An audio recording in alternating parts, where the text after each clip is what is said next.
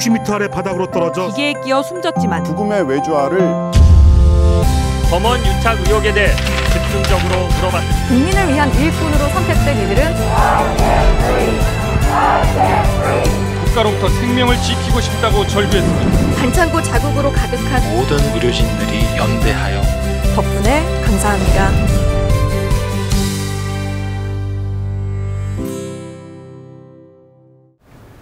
여러분의 저녁을 책임집니다. 소통의 재미 뉴스프리 데스크 아나운서 김민호입니다. 안녕하세요. 성지영 기자입니다.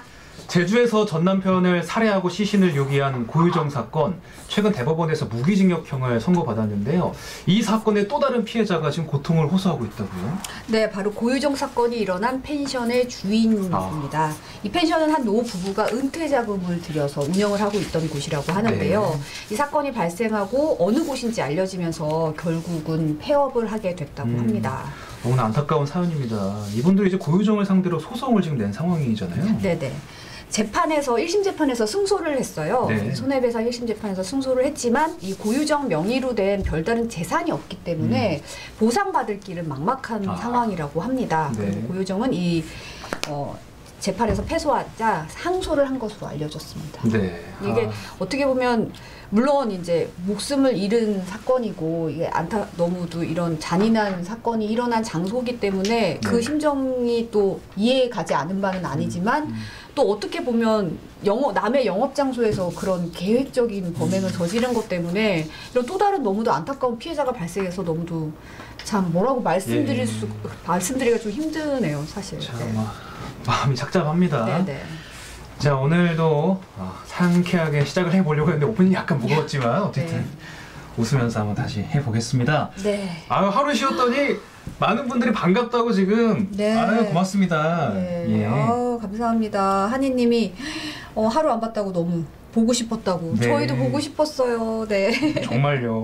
진심이십니까? 네. 진심이 없어요. 저도요. 네. 네. 이사나님도 프리데스크 너무 그리웠다고. 네. 예. 에다뉴님도 잘 지내셨나요? 다들 잘 지내셨죠? 네. 이선아님 4일 만에 인사드린다고. 주말까지 끼면 또 4일이죠. 쭈꾸미 뭐 드셨대요? 예. 어김없이 오늘의 네. 식사를 보고해 주시는 그러게요. 강민수님. 네. 그렇습니다. 밤여수님 처음 보는 아이디 같아요. 반갑고요. 네. 자, 하루 쉰 만큼 오늘 더 열심히 한번 해보도록 하겠습니다. 자, 그럼 첫 코너부터 출발할게요.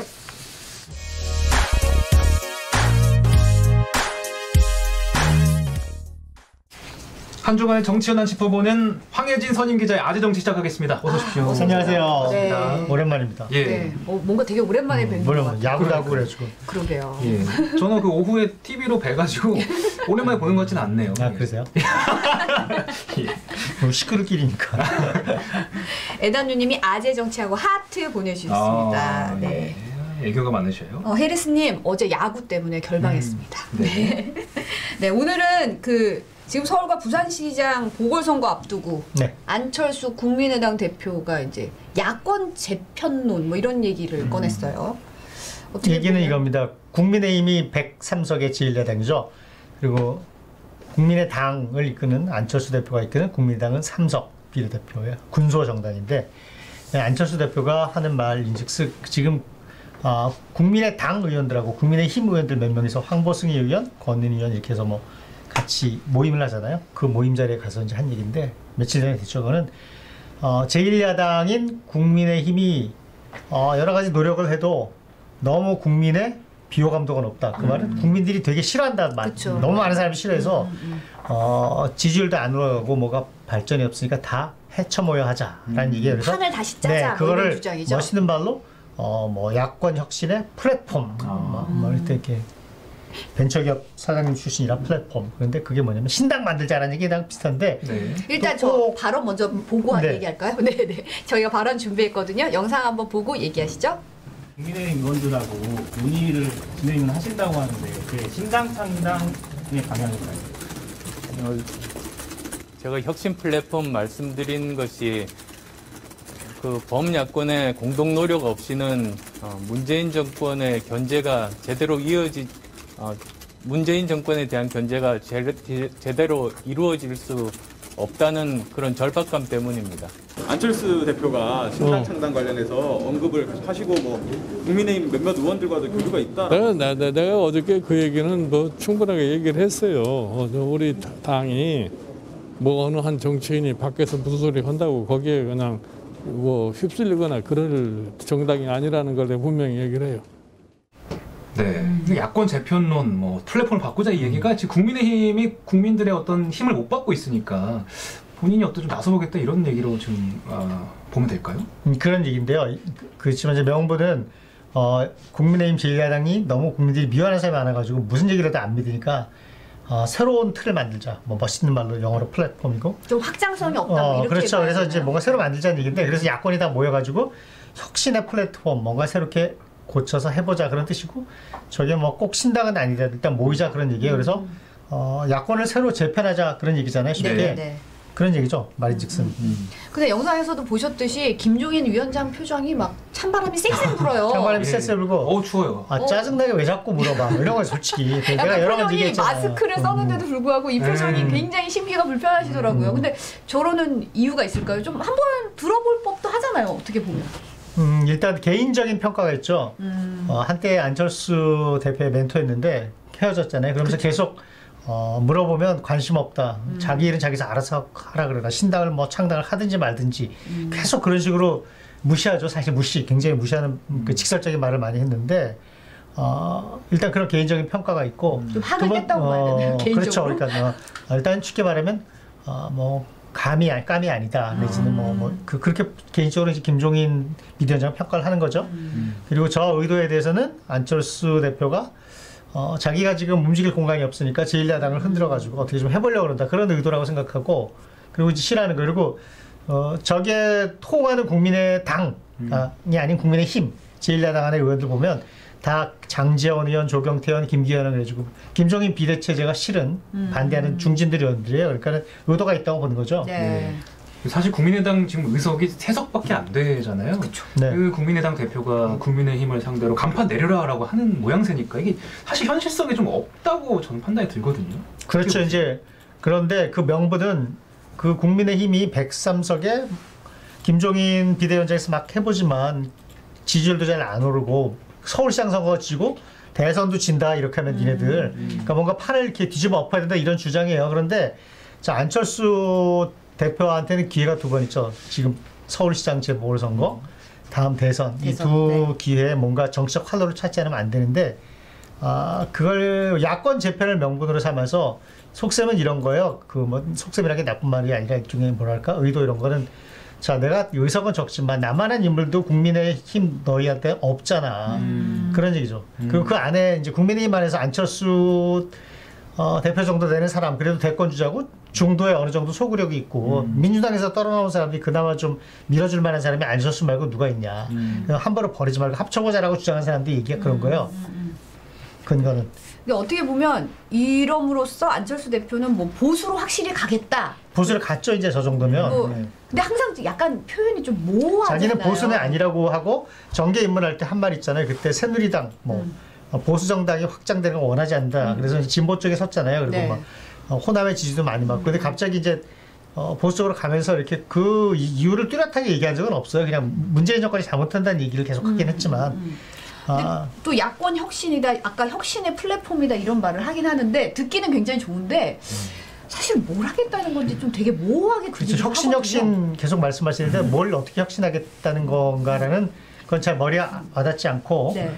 문재인 정권에 대한 뭐 비판은 많죠. 뭐 그래서 그런 얘기는 있는데 근데 자 저게 예를 들어서 저 소수 정당의 대표가 큰 당을 상대로 저렇게 뭐 판을 바꾸자 아니면 판을 갈아엎어서 새로 플랫폼을 만들자 뭐 신당을 만들자 이렇게 하려면은 전제 조건이 있어요. 안철수 대표가 굉장히 국민적인 지지도가 높아야 돼요. 의석수는 적지만 네. 그렇죠. 그래서 뭐 국민적인 아이콘이 되거나 그래서 예를 들어서 그거를 뭐 이렇게 저평가 우량주 아니면 지금 상장은 안 됐지만 상장하면 대박 나는 그런 막 대박이다. 뭐 빅히트는 많이 떨어졌지만 어쨌든 뭐 그런 잠재성이 있어야 돼요. 뭔가 좀 사람들의 기대를 막 네네. 그런 게 있어요. 그게 언제였냐면 그런 적이 안철수 대표도 그런 리즈 시절이 있었잖아요. 있었죠. 박원순 돌아가신 서울시장하고 처음에 그 단일할 때 그렇죠. 지지율이 압도적으로 1등이었는데 네. 양보했잖아요. 그래서 안철수 대표의 양보를 그때 안철수 교수의 양보를 못 받았으면 박원순 그 당시 시민운동가죠. 서울시장 못 됐죠 사실은. 그때 안철수. 두 번째는 그래도 그 이후에 참신한 야당의 새로운 기대주로 문재인 후보하고 지지난 대선 때 단일화 협상할 때 그 위상, 정도의 위상과 지지가 있으면 사실 저게 되죠. 그럴 만한 인물이 국민의힘에 없으니까. 근데 안철수 대표가 지금 그때 안철수 대표가 아니잖아요. 그러니까 그 지금 시절은 좀 많이 지나갔죠. 그런데 본인은 아직도 자기의 파워가 있다고 생각을 하는 거예요. 자기 브랜드 가치가.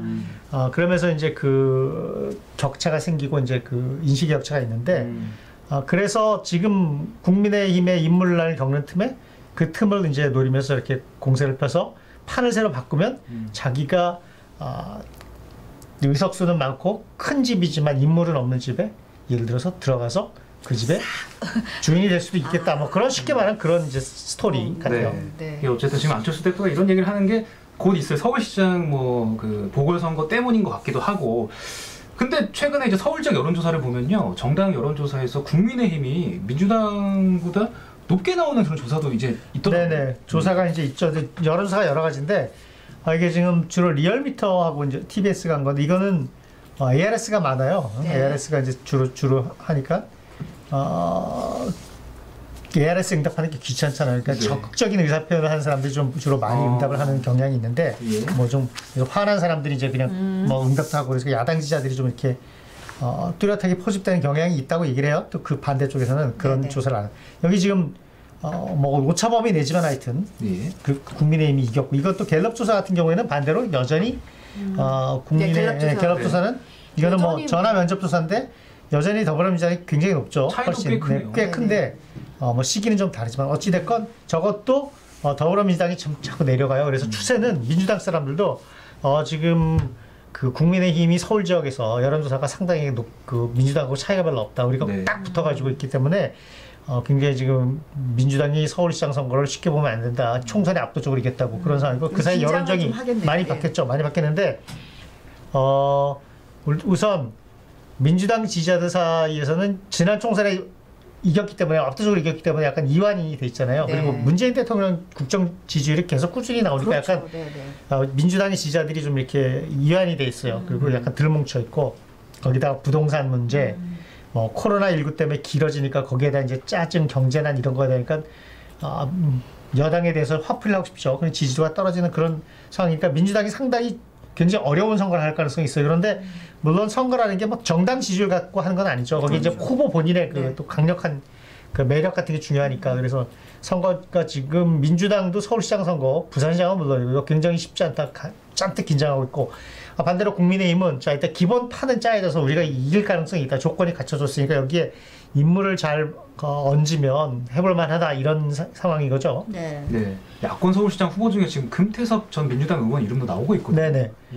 금태섭 의원 같은 경우 저희가 뭐 좀 이렇게 인터뷰를 하자, 출연하자, 낮에 전화했더니 당분간 입장이 정리될 때까지 언론사 인터뷰 안 하겠다 뭐 그랬어요. 그리고 며칠 전에 페이스북 봤더니 뭐 길고양이를 입양해가지고 이렇게 고양이 사진을 있더라고요. 고양이 사진만 있는데 금태섭 의원 페이스북에 조그만 아기 고양이가 있더라고요. 근데 어쨌든 김태섭 의원도 무소속으로 서울시장에 출마할 거라는 얘기가 많죠. 본인이 그걸 염두에 두고 나온 것 같은데 이런 경우가 있어요. 이제 그 범야권에서 이렇게 민주당 후보랑 겨뤄가지고 합치면 해볼만 하다거나 이길 것 같다거나 그러면 뭐 금태섭 의원 지지율이 뭐 꽤 나온다거나 그러면 뭐 국민의힘이랑 후보랑 뭐 단일화, 뭐 예를 들어서 안철수 대표까지 나오면 뭐 3자 단일화 이런 얘기는 알 수 있죠. 정치라는 게. 그러니까 금태섭 전 의원도 아마 그런 것저런 걸 염두에 둬가지고 좀 생각이 있겠네요. 야권 단위로 보고 가는 뭐 그런 일도 벌어지지 말란 법도 없죠. 본인의 입장을 일단 정해야 되지만. 이번엔 김경수 경남지사 얘기 좀 짚어볼까 싶은데요. 뭐 이른바 드루킹 사건 2심 재판에서도 실형을 선고받으면서 사실 여권의 대권 경쟁 구도에서 하나의 변수였죠. 유죄냐 무죄냐가. 그렇죠. 그래서 특히 친문 그쪽 사실 적통이잖아요. 적통이죠. 그러니까는 노무현 대통령 그 봉화마을로 따라간 비서관이고 좀 문재인 대통령이 가장 신이 많은 세 사람 중에 하나고 이제 이런 얘기 있죠. 봉화마을에서 노무현 대통령 돌아가지고 이제 초상을 치르고 장례 다 끝나고 마지막에 몇 사람이 남았는데 그때 문재인 대통령, 김경수 경남지사, 뭐 양정철 전 저희도 저기 민주연구원장 등에서 마지막에 그 문재인 대통령과 참모 세 사람이 나와서 같이 이제 뭐 남아서 쭉 얘기를 했다.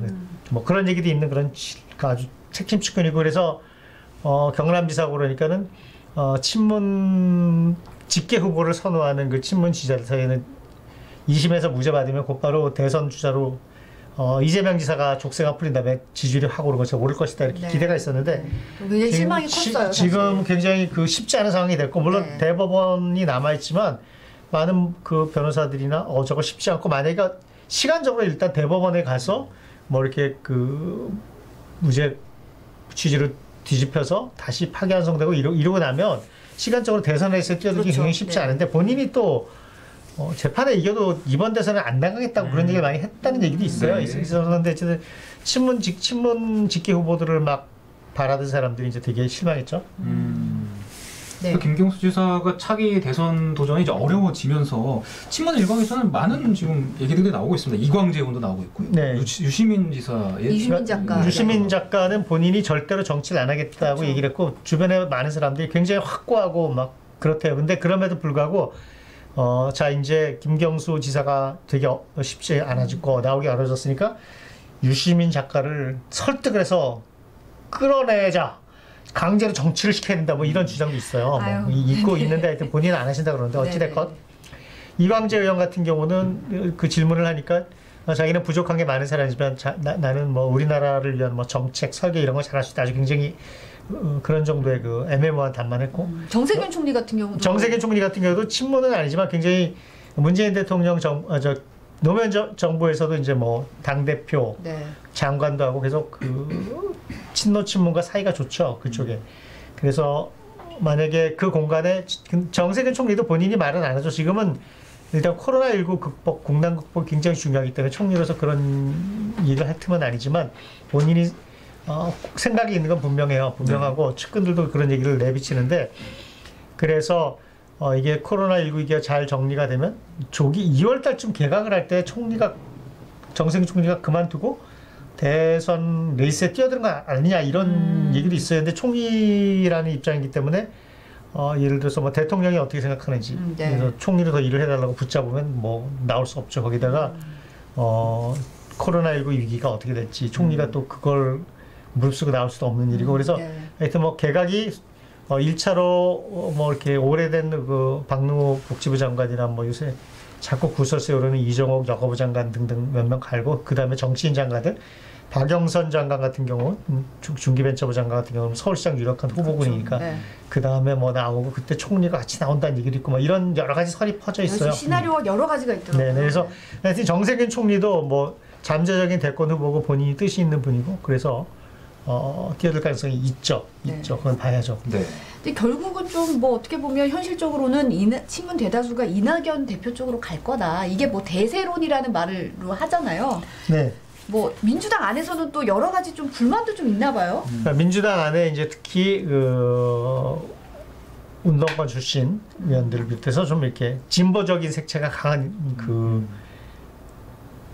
의원들은 이낙연 대표에 대해서 너무 중도적이고 너무 좀 이렇게 온건하고 뭐랄까 진보 색채가 였다. 그게 뭐 이낙연 대표의 장점이라고 또 보는 사람도 많죠. 그러니까 지지 기반이 넓고 뭐랄까 이렇게 좀 보수적인 유권자들 사이에서도 좀 안정감 있는 지도자로 쳐주는데 그런 불만도 있어요. 이낙연의 컬러는 뭐냐? 민주당의 정통 노선을 계승하는 적자냐?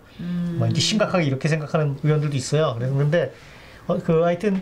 그렇지만 지금 현재로서는 그 이낙연 대표가 문재인 대통령의 신임이 두텁고 문재인 대통령과 같은 팀이었잖아요. 원팀이고 지금까지도 원팀이니까 일단 이재명 지사보다는 아무래도 현재까지는 친문 그 뭐랄까 민주당 지지자들 사이에 이낙연 대표 선호가 높긴 하지만 계속 여론조사를 해보면 그러나 민주당 지지자들 사이에서 점점 이재명 지사의 지지율이 높아지고 있잖아요. 그러니까는 이재명 지사는 지금 계속 뭐랄까 이렇게 상승하는 그런 거고 그래서 앞으로 이 구도가 당장은 이제 뭐 이재명, 이낙연 2인 구도로 쭉 가는데 거기가 또 어떻게 흔들릴 가능성도 있죠. 아직 시간이 있으니까. 이 양강 구도에서 어떻게 될지 아직 대선까지는 시간이 있으니까요. 좀 지켜봐야 되겠네요.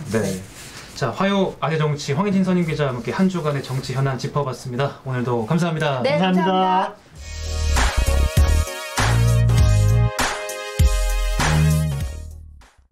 자, 큐시트 산책이라고 지금 사실 코너명을 좀 바꿔야 될 것 같아요. 큐시트 뭐 갈취나 큐시트 도둑 뭐 약간 오늘 의상이 그때 제가 사전 약속한 드디어 거잖아요. 동묘역을 가가지고 이게 동묘에서 제 생애 첫 동묘 쇼핑 5만 원짜리 득템 있잖아요 이거. 근데 되게 잘 어울려요. 그러니까요. 제가 좀 무게감이 있으니까. 우리 시청자분들 어떻게 생각하십니까? 직접 지금 동묘 가서 5만 원 주고 사온 가죽 자켓이라고 합니다. 그 장첸의 그 짤 있잖아요.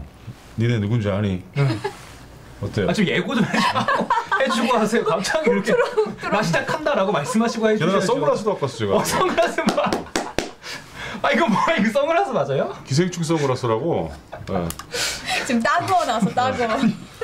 자 근데 제가 이거 갖고 온 이유가 있어요. 일단 사진 한번 보여드릴게요. 사진. 네. 이게 뭐냐면은 패러사이트 그 포스터 가지고 패러디한 거예요. 오 트럼프가 아래. 네, 이게 백악관 버전인데 트럼프가 지금 집주인 행세를 하면서 숨어 있는 거잖아요. 예. 네. 그리고 바이든이 이제 와서 이렇게 편안하게 TV 보는 모습. 네, 저희 한국 영화가 이렇게 미국의 어떤 그러니까. 대선을 풍자하는 이 포스터 쓰인다는 게 너무 좋은데 제 얼굴 그만 가려주고 빨리 역시 노재필 기자는 다 계획이 있으시군요. 계획이 있죠. 저의 행동은 다 계획이 있어요. 제가 이걸 왜 갖고 왔겠어요? 대박입니다. 저팔계 나왔어요. 어떻게? 그런 말씀 하지 마세요. 내자 같은데요. 자 오늘 가죽입니다. 가죽. 가겠습니다. 큐시트 갈취. 역시 갈취해 주시죠. 여러분들이 원하시면 이거 저 그냥 끝날 때 겨울 내내 이거 의상을 할 수 있어요. 네. 따뜻하고 좋아 보여요. 아 이거 더워지고 땀나. 자, 첫 번째 소식. 자 화이자 어제 이제 밤에 난리가 났어요. 화이자 어제 주식 뭐 유럽 증시 8%까지 폭등했다가 장중에 뭐 했는데. 화이자가 그 임상하는 코로나 백신이 90% 이상 효과가 있다는 발표를 한 거예요. 네네. 근데 굉장히 이례적으로 그 CEO, 화이자 CEO가 나와서 이런 얘기를 했어요. 과학의 위대한 날이자 인류의 위대한 날이다. 자신 있는 거죠, 어떻게 보면. 네네. 근데 이게 이제 무슨 얘기냐면은 백신을 맞힌 사람들한테서는 10명 중에 9명 정도는 코로나에 안 걸렸고 가짜 먹은 사람들한테는 90% 이상이 걸렸다고 그래요. 이게 효과가 굉장히 높은 건데 네네. 이게 왜 높냐면은 지금 현존하는 백신 중에 가장 그 효과가 높은 게 홍역 그 백신이에요. 그게 한 90% 넘는데 네네. 독감도 한 50%밖에 안 된다고 그래요. 그렇습니까? 한 절반밖에 안 되는데 지금 화이자 백신은 지금 90% 이상 효과가 있으니까 굉장히 고무적인 거죠. 이제 이건 임상 실험 중간에 나온 그렇죠. 결과라서 이거 좀 더 지켜봐야 되긴 하는데 어쨌든 방어율 자체가 보통 한 75%? 그 정도 생각을 한대요. 근데 90% 이상이 굉장히 고무적인 결과라고 하더라고요. 최종 임상 종료 결과까지 나와야 되는 거긴 한데, 근데 다음 대상자들은 이제 좀 선택적으로 대상자를 고르다 그렇죠. 보니까 이건 봐야 되긴 한데 어쨌든 지금 이 상황에서 이런 백신 얘기가 나온 건 굉장히 기쁜 소식이죠. 그렇죠. 근데 이게 국내에 언제 들어오느냐? 네. 이제 화이자는 다음 주쯤에 이제 FDA에 긴급 사용 승인을 할 거라고 하는데, 네네. 아마 빨라야 내년 하반기쯤이 아닐까라는 게 우세한 전망입니다. 왜냐하면 이제 화이자 같은 경우는 올해 생산량이 한 5천만 도즈 정도를 만든다고 그래요. 근데 두 번 맞아야 되기 때문에 2,500만 명밖에 못 맞는 거예요. 근데 내년에는 13억 개 정도 만들 건데 그렇게 되면 조금 이제 우리나라에도 들어올 가능성이 해박이 있는 거죠. 근데 이거를 뭐 급하게 맞을 필요는 없는 게 안정성이나 이런 거를 좀 더 검증이 된 상태에서 우리가 수입하면 되거든요. 사실은. 그렇죠. 네. 환영하지만 좀 천천히 그렇죠. 좀 지켜보겠다는 게 보건당국의 입장인 것 같더라고요. 백신 소식이 있는데 또 국내 또 코로나 환자는 또 100명이죠. 네. 오늘 공부 좀 하셨네요. 100명이셨다. 네. 잘하고 있어. 하고 왔습니다. 자. 저기 너무 이렇게 저 인텔리인데 이런 컨셉으로 가면 안 되는데 걱정해요. 이미 끝났어요. 이미 끝났나? 마음 놓으세요 그냥. 오늘 신규학자 100명이고요. 네. 순천이 이제 확진자가 많아져가지고 1.5단계로 올라갔습니다. 그리고 이제 오는 13일부터는 마스크 의무 착용하는 지역에서 안 착용했을 경우에는 과태료를 물게 되는데 최대 10만 원까지 물거든요. 이게 한 달 동안 계도 기간 있었는데 이게 지나서 끝났어요. 이제 끝나서 과태료 물리는 거죠. 턱스크 망사 뭐 마스크도 단속 대상입니다. 자 다음 들 소식은 뭐냐면 코세페라는 게 있대요. 코리아 세일 페스타라고. 저 한 번도 안 해봤는데. 뭐 안 해본 게 아니라 그냥 세일이에요. 아 그래요? 이게 왜냐면 11월 말에 블랙 프라이데이가 그래서 이거 할인해 줬나? 7만 원짜리 5만 원 준다고 하더라고. 동해안군 시장에 가서. 아 그래요? 네. 코리아 페스타 제도 적용 받은 건가 보다. 요즘 동료가 옛날 동료가 아니네요. 알아서 깎아주더라고요. 7만 원 부르더니 5만 원을 그냥. 알아서? 네, 알아서. 원래 좀 높게 불렀다가 알아서 이제. 시장은 또 그런 묘미가 있으니까. 그러네. 저 더 깎진 않았습니다. 저. 그래도 그런 건 좀 쓰셔야죠. 네네네. 자, 그래서 이제 그 지난 1부터 하고 있는데 네. 그 카드 사용만 17조 원이라고 그래요. 굉장히 그 소비가 늘고 있어가지고 이제 정부가 반색을 하고 있는 겁니다. 자, 다음 소식은 한 아파트인데 전세값 차이가 2배가 나는 데가 있대요. 아, 그래요? 네, 근데 음마 아파트인데 유명한 아파트인데요. 새로 그 77제곱미터를 새로 전세 매물이 8억 3천만 원인데 네. 2주 전에는 4억 2천만 원이었대요. 아, 이거 갱신이구나. 그러니까 갱신 상한선이 정해졌잖아요, 지금 5%. 그쵸, 5%. 네, 갱신하는 사람들은 여전히 낮은 가격이고, 그다음에 새로 들어온 사람한테는 굉장히 비싸게 부르는 거예요. 매물이 없다 보니까. 아무리 그래도 4억은 너무 좀 큰데요. 그러게요. 금액이? 근데 이제 이게 그렇죠. 갱신 청구권이 끝나면 또 그만큼 또 높게 또 네. 올라가겠죠. 네. 왜 이런 일이 벌어지는지 네. 경제부의 박종욱 기자가 준비하고 있고요. 그다음에 가향 담배라는 게 있다고 합니다. 뭐 여러 가지 과일향 같은 걸 넣어가지고 피는 담배. 근데 이게 그 유해 물질이 4배가 많대요, 일반 담배보다. 네. 근데 문제는 이거는 다른 나라에서는 판매 금지된 데가 많은데 우리나라는 아무런 규제 없이 팔고 있다고 합니다. 그렇죠. 아무래도 사람들이 그 향에 네. 취해가지고 네. 쉽게 접근할 수 있으니까. 네, 그렇죠. 자, 다음 거는 넘겨주시고요. 그 다음 거 중국 광군절이라고 있어요. 내일이 그 광군절인데 네. 일종의 세일 페스타 같은 뭐 이런 거래요. 근데 여기 빅데이터 주의보가 내려졌는데 이게 뭐냐면은 그 업체들이 빅데이터라고 해서 당신에게 맞는 쇼핑이라고 추천을 해주는데 알고 보니까 그 가격이 더 높다는 거예요. 아, 싸지가 않고요. 비싸게 판다는 거예요, 빅데이터로. 근데 그 이유가 뭐냐면 이 사람은 쇼핑몰이 집에서 멀다. 아니면 같은 물건을 계속 검색한다. 그 다음에 뭐 단골 고객이나 유료 회원은 다른 회원들보다 덜 검색하는 경향이 있기 때문에 오히려 비싸게 팔아야 된다고 빅데이터가. 아, 가격 비교를 네. 거치지 않고 그냥 있는 데서 그냥 검색을 하니까. 그렇죠. 이렇게 우리 가두 호구죠, 호구되는 거죠. 안에 있는. 네네네. 아. 소비자 맞춤이 전혀 아니네요. 그러니까 자, 다음은 제가 짧게 소개시켜 드릴 텐데 굉장히 충격적이거든요. 지난번에 그 양천에 그 입양 학대 사망 사건 있었잖아요. 그렇죠. 네. 저희가 관련 그 사건 내용을 단독 취재한 내용을 전해드릴 텐데 좀 끔찍해요. 그래서 제가 뭐 말로 좀 담긴 뭐한데 하여튼 뭐 제목 보시면 아시겠지만 심지어 뭐 그 학대 장면은 아니고 다른 장면을 촬영까지 했다고 합니다. 자, 이거 아마 분노하실 뉴스인 것 같고요. 여기까지 하겠습니다. 네. 자, 저희는 내일 다시 돌아오겠습니다. 본방에서 더 많은 시청 부탁드리겠습니다. 네, 오늘 감사합니다. 고맙습니다.